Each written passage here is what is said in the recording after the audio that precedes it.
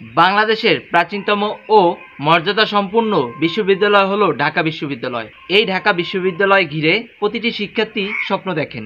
আবারও একটি ঐতিহাসিক মুহূর্তে সাক্ষী হতে যাচ্ছে ঢাকা বিশ্ববিদ্যালয়। চলুন আজকে এই বিষয়ে আলোচনা করি।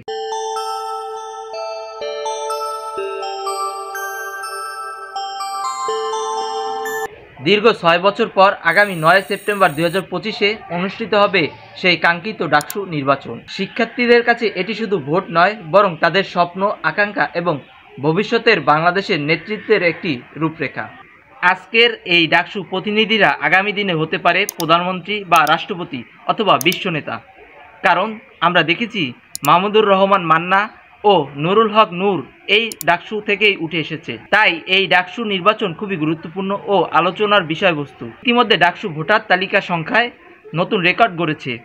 প্রশাসনের প্রকাশিত চূড়ান্ত তালিকা অনুযায়ী এবারের নির্বাচনে ভোট অধিকার প্রয়োগ করবে মোট ৩৯,৭৭৫ জন শিক্ষার্থী। এরই মধ্যে ২০,৮৭১ জন পুরুষ এবং ১৮,৯০২ জন নারী।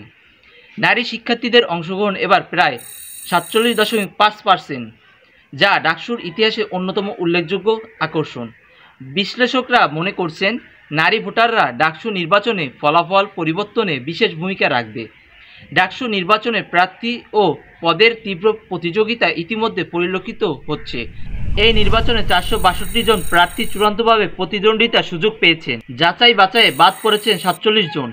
আর যারা প্রতিদ্বন্দ্বিতা করার সুযোগ পেয়েছেন তাদের মধ্যে ভাইস প্রেসিডেন্ট অর্থাৎ ভিপি পদে ৪৮ জন, জেনারেল সেক্রেটারি জিএস পদে ১৯ জন, সহ জেনারেল সেক্রেটারি এজিএস পদে ২৮ জন। বাকি প্রার্থীরা সম্পাদক ও সদস্য পদে প্রতিদ্বন্দ্বিতা করবেন, যা মোট ২৫টি কেন্দ্রীয় পদ নিয়ে গঠিত হবে নতুন ডাকসু। এরই মধ্যে প্রধান প্যানেল ও আলোচিত প্রার্থীরা বেশ আলোড়ন সৃষ্টি করছে। এবার নির্বাচনে ৫টি বড় ছাত্র সংগঠন ও কয়েকটি স্বতন্ত্র জোট অংশ নিচ্ছে, ফলে নির্বাচনী মাঠ ইতিমধ্যে উত্তপ্ত।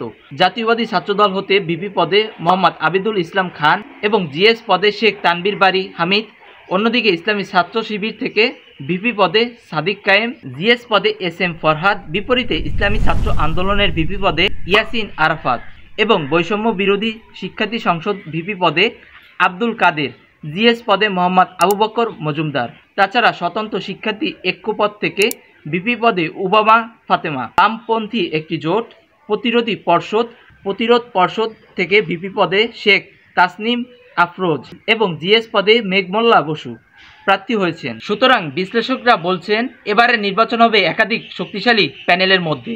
প্রার্থীদের ঘাম ঝরাতে হবে যদি বিজয় অর্জন করতে হয়। তবে সাধারণ শিক্ষার্থীরা ভয় পাচ্ছেন বহিরাগতদের হস্তক্ষেপ যেন না ঘটে। এরই মধ্যে ১৯ আগস্ট মনোনয়ন জমার নির্দিষ্ট সময় শেষ হয়েছে এবং আগামী ৯ সেপ্টেম্বর ২০২৫-এ ভোট গ্রহণ অনুষ্ঠিত হবে। এখন প্রশ্ন হতে পারে, ডাকসু নির্বাচিত প্রতিনিধিদের দায়িত্ব বা কাজটা কি? ডাকসুর মূল দায়িত্ব হলো শিক্ষার্থীদের অধিকার ও স্বার্থ রক্ষা করা এবং প্রশাসনের সঙ্গে সেতুবন্ধন তৈরি করা। নির্বাচিত হওয়ার পর প্রতিনিধিদের আরও অনেক কাজ থাকে, যেমন আবাসন সংকট নিরসন, খাবারের মান উন্নয়ন করা, ক্যাম্পাসের নিরাপত্তা জোরদার, পরিবহন সমস্যা সমাধান, শিক্ষার্থীদের একাডেমিক ও গবেষণা সহায়তা বৃদ্ধিতে সুপারিশ করা এবং সংস্কৃতি ও ক্রীড়া কার্যক্রমে নতুন দিগন্ত উন্মোচনে সজাগ দৃষ্টি থাকা। ঢাকা বিশ্ববিদ্যালয় যেহেতু দেশের উচ্চশিক্ষার প্রাণকেন্দ্র, আবার এই বিশ্ববিদ্যালয়টি রাজধানীতে অবস্থিত এবং অনেক আন্দোলন সংগ্রাম এই বিশ্ববিদ্যালয় থেকে দেশব্যাপী ছড়িয়ে পড়েছে, যা আমরা ইতিহাস জুড়ে দেখতে পেয়েছি। এমনকি তা সরকার পতন পর্যন্ত ঘটিয়েছিল। এই তো জুলাই বিপ্লব এর মধ্যে উল্লেখযোগ্য। ৫ আগস্ট তার বাস্তব উদাহরণ। তাই ডাকসু নির্বাচিত নেতৃত্ব দেশের ভবিষ্যৎ রাজনীতিতেও প্রভাব ফেলতে পারে বলে মনে করছে বিশ্লেষকরা। সাম্প্রতিক সময় ঢাকা বিশ্ববিদ্যালয় উপাচার্য ডাকসু নির্বাচন আয়োজন জাতীয় দায় বলে আখ্যায়িত করেছেন। তাছাড়া এই ডাকসু নির্বাচন জাতীয় নির্বাচনে প্রভাব ফেলবে বলে ধারণা করা হচ্ছে।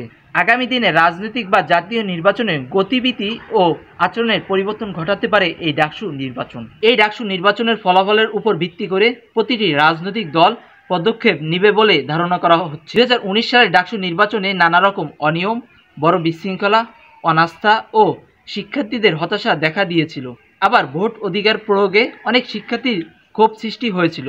এবার শিক্ষার্থীদের মধ্যে প্রত্যাশা নির্বাচন যেন সুষ্ঠু, নিরপেক্ষ ও অংশগ্রহণমূলক হয়। ভোটাররা চান যারা নির্বাচিত হবেন তারা যেন প্রতিশ্রুতিতে সীমাবদ্ধ না থেকে সত্যিকার অর্থে শিক্ষার্থীদের কল্যাণে কাজ করেন। পরিশেষে বলতে চাই, ডাকসু নির্বাচন শুধুমাত্র একটি বিশ্ববিদ্যালয়ের ভোট নয়, বরং এটি বাংলাদেশের গণতান্ত্রিক চর্চার প্রতীক।